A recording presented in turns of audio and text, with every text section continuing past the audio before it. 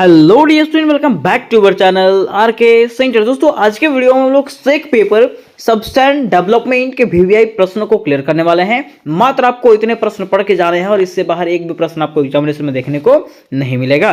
तो बस आपको वीडियो को देखना है, अंत तक देखना है, आपको पता चल जाएगा कि आखिर कौन से प्रश्न हमको एग्जामिनेशन के लिए पढ़ के जाना है। और ये सारे प्रश्न की तैयारी मेरे चैनल पर आपको एकदम आसान शब्दों में करवाया जाएगा।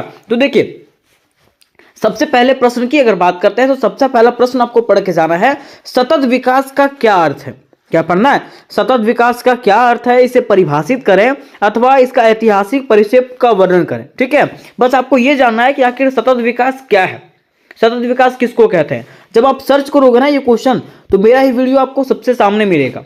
ठीक है, दूसरा क्वेश्चन आपको पढ़ना है, जैव विविधता के नुकसान और पारिस्थितिकी असंतुलन को कैसे रोका जा सकता है। मीन्स जैव विविधता के नुकसान को और पारिस्थितिकी असंतुलन को, जो है ना, पारिस्थितिकी तंत्र में जो असंतुलन बन रहा है उसको कैसे हम लोग रोक सकते हैं, उसके बारे में बताना है। तीसरा हमारा प्रश्न है, सतत विकास के मुख्य घटक क्या है, उदाहरण देकर के समझाइए। है ना, कि सतत विकास के मुख्य घटक क्या होते हैं, उदाहरण देना है। चौथा कह रहा है कि उच्च शिक्षा में सतत विकास की क्या भूमिका है। ठीक है, पहले मैं आपको क्वेश्चंस दिखा दे रहा हूं, उसके बाद वीवीआई टिक कराऊंगा, आप लोग उसको टिक आउट करके रख लीजिएगा। चौथा क्या कहा कि उच्च शिक्षा में सतत विकास का क्या भूमिका है।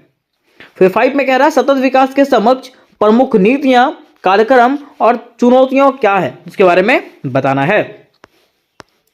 छठा क्वेश्चन की बात करें, छठा क्वेश्चन में कि सतत विकास लक्ष्य SDAS एवं मिलेनियम विकास लक्ष्य MGAS क्या है और इसका क्या उद्देश्य है, उसके बारे में बताना है ना।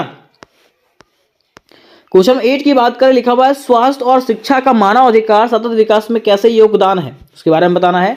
आगे है, क्षेत्रीय सतत विकास की आवश्यकता क्यों है, उसका उदाहरण देना है।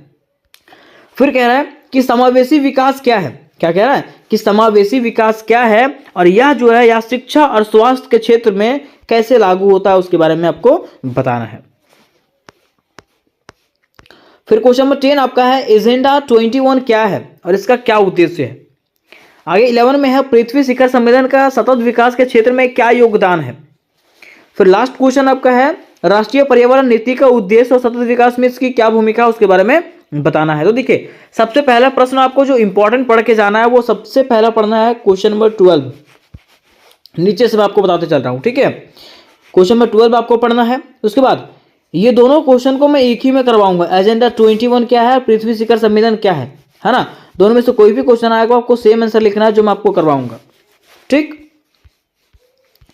उसके बाद आपको पढ़ लेना है,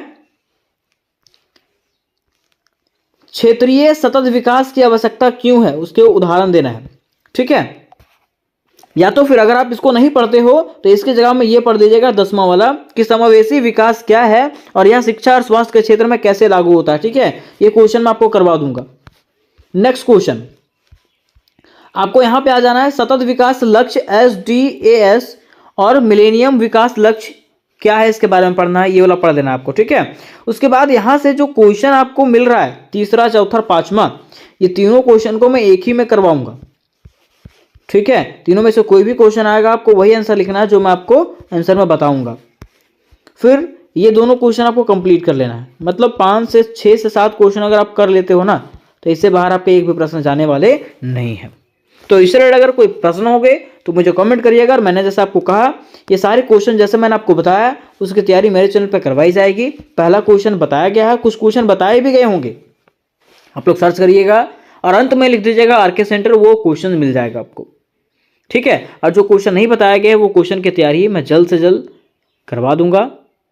तो इससे रिलेटेड अगर कोई प्रश्न होगा तो मुझे कमेंट करिएगा और ये वीडियो को जो है अपने दोस्तों के साथ अवश्य शेयर करिएगा जिनका सब्जेक्ट सबस्टैंड डेवलपमेंट है।